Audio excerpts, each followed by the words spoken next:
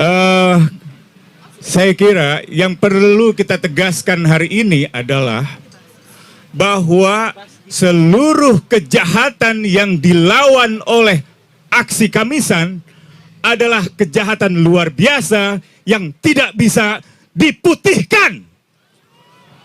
Kejahatan luar biasa yang tidak bisa dilupakan. Kenapa?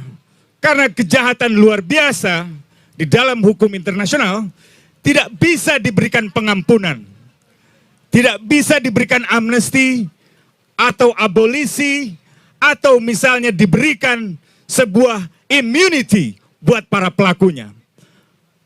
Meskipun Jenderal Pinochet diberikan immunity, otoritas Inggris menangkapnya sebagai penjahat kemanusiaan. Meskipun Jokowi mengangkat sejumlah jenderal dengan posisi-posisi yang penting, tidak akan pernah kejahatan itu bisa diputihkan. Yang kedua, kejahatan itu juga tidak bisa diputihkan karena kejahatan itu tidak mengenal ketentuan daluarsa atau statute of limitation. Di dalam hukum internasional, banyak sekali pengadilan-pengadilan penjahat perang yang mengadili penjahat perang setelah sang penjahat perang atau sang penjahat kemanusiaan diadili dan dibebaskan di negerinya. Tentu saja negerinya masih dikuasainya, karena itu ia dibebaskan. Hukum internasional menegaskan untuk kejahatan penculikan, penyiksaan, penghilangan paksa, pembunuhan di luar hukum, perkosaan, dan berbagai kejadian luar biasa di masa Orde Baru tidak bisa diputihkan oleh negara manapun. Yang ketiga, biasanya para penjahat bersembunyi di balik proses hukum yang sudah berlalu. Saya pernah ditetapkan sebagai tersangka, lalu dibebaskan. Saya pernah diperiksa oleh Dewan Kehormatan Perwira, lalu saya tidak diapa-apakan. Karena itu kalau saya diadili kembali, maka itu melanggar hak asasi saya. Ada prinsip hukum pidana yang disebut sebagai double jeopardy atau nebis in idem. Untuk kejahatan-kejahatan luar biasa yang dilawan oleh aksi Kamisan, tidak mengenal double jeopardy, tidak mengenal nebis in idem. Karena itu, meskipun telah ada pengadilan yang membebaskan, pelaku-pelaku itu tidak bisa bebas dari pengadilan di masa depan. Gitu. Yang keempat, ini juga relevan untuk diketengahkan adalah para penjahat seringkali bersembunyi dan mengelabui para pendukungnya dengan mengatakan, saya diperintah oleh atasan saya. Saya tidak punya dasar untuk menolak perintah itu. Itulah doktrin superior orders di dalam hukum internasional yang membolehkan seseorang lepas dari jeratan hukum pidana. Tetapi itu lagi-lagi untuk kejahatan biasa, bukan untuk kejahatan luar biasa. Untuk kejahatan luar biasa, seperti kejahatan-kejahatan yang dilawan oleh aksi Kamisan, dari tragedi 65, Malari, Tanjung Priok, Talang Sari, penculikan penghilangan paksa aktivis, penembakan mahasiswa Trisakti Semanggi 1, Semanggi 2, kerusuhan rasial di bulan Mei yang mengorbankan banyak anak-anak dibakar, dan juga perempuan Tionghoa diperkosa, bahkan sampai dengan pembunuhan Munir, adalah kejahatan-kejahatan luar biasa. Apa kategorinya? Enforced disappearance, extrajudicial killing, crimes against humanity, atau dalam tragedi 65 adalah genocide. Karena itu ia tidak bisa diamnesti, ia tidak bisa mengenal daluarsa, ia tidak bisa ditunda karena pernah diadili sebelumnya, dan pelakunya tidak boleh bersembunyi di balik perintah atasan. Jadi meskipun ada orang yang mengatakan saya dulu diperintah oleh presiden, saya diperintah oleh Panglima TNI, saya diperintah oleh misalnya Danjen Kopassus, tapi kalau kejahatan itu adalah penculikan dan penghilangan paksa, atau misalnya pembunuhan di luar hukum, perkosaan, dan lain sebagainya, kejahatan itu lagi-lagi tidak bisa diputihkan. Hidup korban! Jangan diam! Hidup korban! Jangan diam! Jangan diam! Lawan! Jangan diam! Lawan! Tangkap Prabowo! Tangkap Prabowo! Tangkap Prabowo! Assalamualaikum warahmatullahi wabarakatuh. Saya Yudi Pramuko, tukang donat dari Parung, YouTuber tertua di semesta. Sekarang fasenya masuk fase jihad ya. Fase bersungguh-sungguh karena tampaknya negeri kita berada di simpang jalan ya. Harus dihadapi dengan sungguh-sungguh orang-orang yang mencoba untuk membangun dinasti politik dengan mengorbankan rakyat. Karena pendiri bangsa ini mewariskan negeri ini bukan untuk sekelompok elit ya, tapi untuk kesejahteraan umum, untuk seluruh masyarakat Indonesia, untuk menegakkan keadilan sosial bagi seluruh rakyat Indonesia. Dan sekarang kita lihat kampus-kampus sudah berteriak ya, tentang Indonesia dengan sistem yang kita pilih, sistem demokrasi, liberal, atau apapun namanya, tapi 50+1 itu yang kita pilih. Tetapi di dalam demokrasi yang kita pilih itu, pilar utama adalah kebebasan berekspresi, kebebasan menyatakan pendapat. Tapi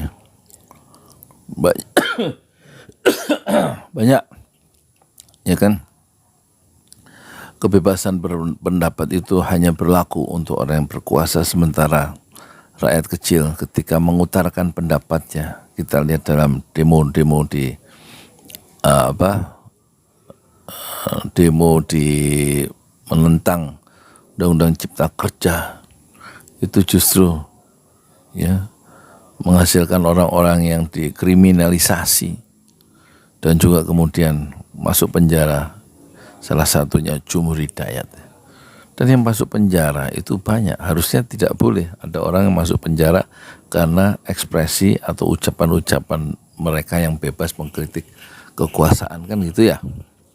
Tapi sekarang kebebasan itu seolah-olah diberikan, tetapi kemudian kebebasan itu dipakai oleh penguasa untuk memihak kepada paslon tertentu dalam konteks pilpres, dan harusnya dia melakukan satu penjagaan jarak dengan kekuasaan dan menjaga nilai-nilai demokrasi yang kita sepakati bersama, dan bagaimana melaksanakan janji-janji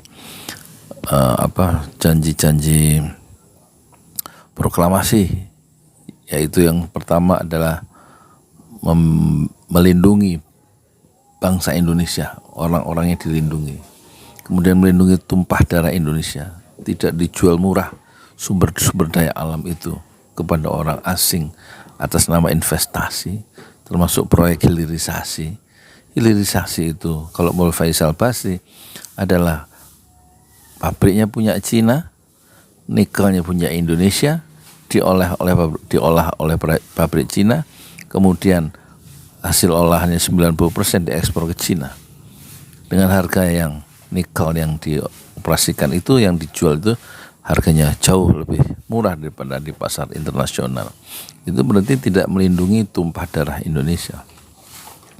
Itu harus dihadapi dengan jihad itu, dengan sikap yang sungguh-sungguh untuk menghentikan praktek-praktek yang menyimpang ya dari janji-janji proklamasi, kemudian melaksanakan kesejahteraan umum ya. Kesejahteraan umum mencerdaskan kehidupan bangsa. Ternyata pengangguran susah, cari kerja susah, kan gitu ya. Jadi ada yang masalah ini dalam kekuasaan yang kita hadapi, yang kita hidup di dalamnya sekarang itu. Dan kemudian ikut dalam perdamaian dunia berdasarkan kemerdekaan, perdamaian abadi dan keadilan sosial. Dan kita lihat tokoh-tokoh, pejabat-pejabat berlomba-lomba ya, menumpuk kekayaan dan menumpuk kekuasaan, sementara rakyat kita lihat begitu susah dalam mencari pekerjaan dengan kehidupan yang layak. Yang dia terima adalah upah minimum regional. Itu kalau yang bekerja, yang kalau nggak bekerja lebih susah lagi. Harusnya itulah tanggung jawab ya, tanggung jawab pemerintah untuk mensejahterakan rakyatnya. Oleh karena itu perubahan-perubahan adalah satu keharusan kalau bukan sebuah kewajiban historis ya bagi kita semua untuk menggulingkan ketidakadilan, menggulingkan kezaliman dan kemudian merawat serta menumbuh kembali nilai-nilai keadilan bagi seluruh rakyat Indonesia sebagaimana janji proklamasi. Saya Yudi Pramuko, tukang donat dari Parung YouTuber, tertua di semesta Fasbir Sobron Jamila. Bersabarlah dengan kesabaran yang indah. Jihad adalah urusan yang serius. Jihad artinya kesungguhan hati dalam menghadapi kehidupan politik Indonesia modern. Jangan ya semuanya diserahkan kepada maling-maling yang berlindung di balik konstitusi.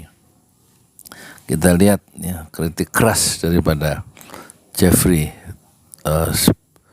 Winters Indonesianis dari Amerika, dan dia mengatakan bahwa Indonesia sekarang itu dikuasai ya, oleh para maling. Indonesia dikuasai oleh para maling.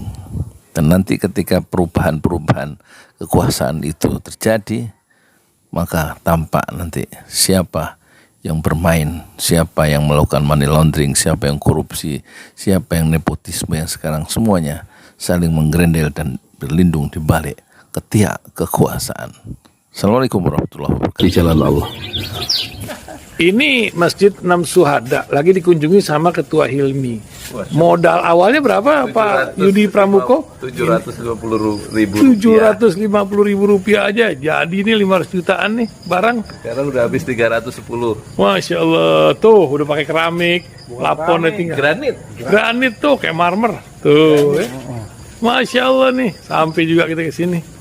Masjid Enam Syuhada, ngapa namanya Masjid Enam Syuhada Ya, Pak Yudi? kita mau mendokumentasikan perjuangan dakwahan nama anak muda pengawal Habib Rizik Syihab itu. Masya Allah. Yang dibunuh sama orang jahat di kilometer 50. Kilometer 50 ya. Itu kan simbol memperjuangkan dakwah itu kita harus memberikan segalanya untuk Islam kan ya. Untuk Masya dakwah Islam. Allah. Dan nama anak muda itulah yang sudah memberikan segalanya untuk Islam. Masya Allah. Apa nanti nama pemuda itu ada juga di sini mungkin diterahkan? Mungkin namanya 6 syuhada. 6 syuhada Iya, itu, 6 syuhada dipasang di sini, 6 syuhada. Bip Ali, apa yang dikomentarin dari ini semua, Bip Ali? Masya Allah, luar biasa. Dari uang 700.000, kalau pengen ternyata bisa. Bisa. Allah kirim. Tuh, bisa. Ya, dengan masuk satu gang kecil, tapi Bapak ini luar biasa. Kecil tuh. Oh, Masya Allah ya. Satu call aja. Masya Allah. Perjuangan Pak Yudi Pramuko, YouTuber sejagat paling tua. Tertua di semesta. Tertua di semesta. Masya Allah. Tukang donat. Tukang donat. Tukang donat dari Paru. Ini saya laporkan dari lapangan ini, langsung dari Masjid Enam Syuhada. Masya Allah. Dan ini dia. Dalam lihat ah. Tuh, lihat tuh masjidnya. Tuh imamnya di situ tuh. Malam-malam lagi kita. Masya Allah. Masih kurang nih. Atapnya katanya transfer aja.